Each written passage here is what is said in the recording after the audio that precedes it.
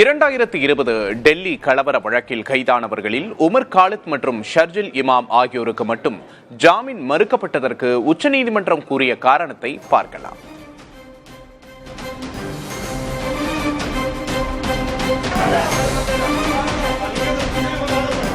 இந்த வழக்கில் நீதிமன்றம் குற்றவாளிகளை 2 வகையாக பிரித்துள்ளது. சதி திட்டத்தை தீட்டி தலைமை தாங்கி நடத்தியவர்களை முக்கிய குற்றவாளிகள் என்றும் அவர்களுக்கு உதவியவர்களை துணை நின்றவர்கள் என்றும் குறிப்பிட்டுள்ளது. உமர் காலித் மாஸ்டர் மைண்டாக செயல்பட்டதால் அவருக்கு ஜாமீன் மறுக்கப்பட்டது. வழக்கமாக ஆயுதங்கள், வெடிகுண்டுகள் அல்லது துப்பாக்கிகளை பயன்படுத்துவது மட்டுமே பயங்கரவாதமாக பார்க்கப்படும்.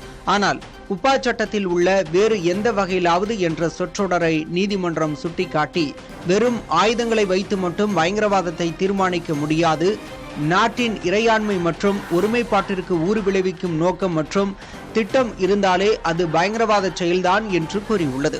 உமர் காலித் தரப்பில் ஆஜரான மூத்த வழக்கறிஞர் கபில் சிபல், சாலை மறியல் போராட்டங்களை ஒருங்கிணைப்பது ஒரு ஜனநாயக உரிமை, அதை பயங்கரவாதமாக பார்க்க முடியாது என்று வாதிட்டார்.